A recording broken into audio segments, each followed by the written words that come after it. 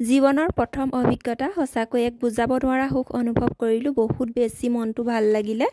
ভাৰতীয় জীৱন বীমা নিগম গোলাঘাট শাখাৰ উন্নয়ন বিষয়া অংকুৰ অজয় তামুলীদেৱক বহুত ধন্যবাদ জনালোঁ মোক এইকণ সুযোগ দিয়াৰ বাবে। মই আচলতে ইমানখিনি যোগ্য হোৱা নাই এতিয়ালৈকে, নহয় বুলি মই ভাবোঁ। বহুত ধন্যবাদ জনালোঁ এইকণ সুযোগ দিয়াৰ বাবে। ভিডিঅ'টো শেষলৈকে চাই থাকিব বুলি আশা কৰিলোঁ। নমস্কাৰ, মই আজি এগৰাকী বিশেষ মানুহক সম্বৰ্ধনা জনাবৰ বাবে আগবাঢ়িছোঁ। আপোনালোক সকলোৱে পৰিচিত ৰূপজ্যোতি শইকীয়া বৌ। তেখেত ফেচবুকত খুব ভাল কাম কৰি আছে, এগৰাকী ভাল কণ্টেণ্ট ক্ৰিয়েটৰ। আজি আমাৰ সৌভাগ্য, আমাৰ ব্যক্তিগত কাৰ্যালয়ত গোলাঘাটত তেখেত আহি উপস্থিত হ'লি। আমি বৌক আমাৰ কাৰ্যালয়ত প্ৰায় আমি নিজকে গৌৰৱ অনুভৱ কৰিছোঁ। আমি বৌক এখন জাতীয় বস্ত্ৰৰে সম্বৰ্ধনা জনাবৰ বাবে আগবাঢ়িছোঁ। যোৱাকালি ভাৰতীয় জীৱন বীমা নিগম গোলাঘাট শাখাৰ উন্নয়ন বিষয়া অংকুৰ অজয় তামুলীদেৱৰ ব্যক্তিগত কাৰ্যালয়ত উপস্থিত হৈছিলোঁ।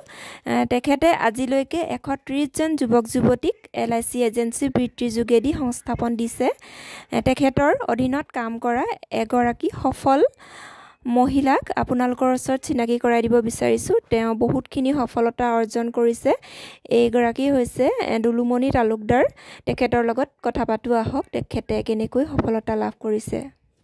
নমস্কাৰ, মই আজি আপোনালোকক এনেকুৱা এগৰাকী মহিলাক চিনাকি কৰি দিব বিচাৰিছোঁ যি 30 কিলোমিটাৰ চাইকেল কৰি ধেমাজি হয় তেওঁ অৰুণাচললৈ গৈ মানে LICত কাম কৰি বহুতখিনি সফলতা লাভ কৰিছে, অৰ্জন কৰিছে। তোমাৰ পৰিচয়টো তেতিয়া হয়। নমস্কাৰ, মই দুলুমণি বৰুৱা তালুকদাৰ। মই ধেমাজি শাখাৰ চিলাপথাৰ ASO অফিচৰ অভিজ্ঞতা হিচাপে কাম কৰি আছো।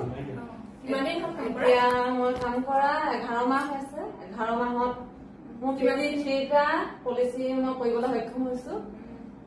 আৰু এতিয়া কিমানখিনি সফলতা লাভ কৰিছা? এতিয়া মই প্ৰথম মই এখন চাইকেলৰ পৰা আৰম্ভ কৰিছিলো।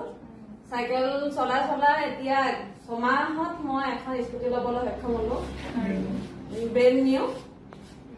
আৰু এটা পকী ঘৰ বনাবলৈ সক্ষম হৈছো।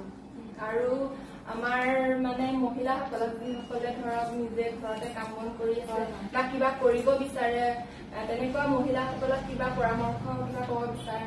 তেখেতসকলে LICত অভিজ্ঞতা হিচাপে কাম কৰিবলৈ ওলাই আহক, আগবাঢ়ি আহক আৰু সাহস কৰি ওলাই আহিব লাগে। প্ৰত্যেকে সফল হ'ব। এয়া স্বামী আছে দুলুমণিৰ, যথেষ্টখিনি তেওঁক মানে সহায় কৰে। ক'ব বিচাৰে আপুনি, কওকচোন দুআষাৰ। হয়, আচলতে প্ৰত্যেকগৰাকী এজন পুৰুষৰ এজনী নাৰীৰ হাত থাকে বুলি আমাৰ কথা আছে, কিন্তু ইয়াত অকণমান ডিফাৰেঞ্চ হৈছে। মানে নাৰী আৰু পুৰুষজন অলপ হেৰি হৈ আছে। মানে মই ছাপৰ্ট কৰোঁ, মোৰ পত্নীক সম্পূৰ্ণ সহায় কৰোঁ। আমি 2টা চাইকেল লৈ যাওঁ। প্ৰথম এনেকুৱা ঘাট প্ৰতিঘাত হয়, যেনে ধৰক চাইকেলৰ বাবে কিছুমানে কাঞ্চিলেও কৰিব পাৰে, কিন্তু কাঞ্চিলক কেতিয়াও চাব লাগে। হিন্দীত এষাৰ কথা আছে, ভপলে वाले को भोंकने दो, आप पीछे मुड़ के देखने के लिए। ঠিক তেনেকৈ আমি গৈ আজি 6 মাহত এখন ব্ৰেণ্ড স্কুটি ল'বলৈ সক্ষম হ'লো।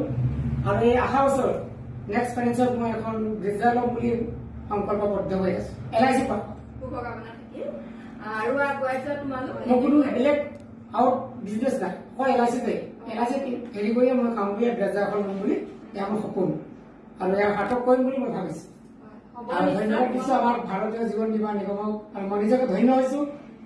I am proud feel মই LICৰ মানুহ। শুভকামনা থাকিল। ধন্যবাদ।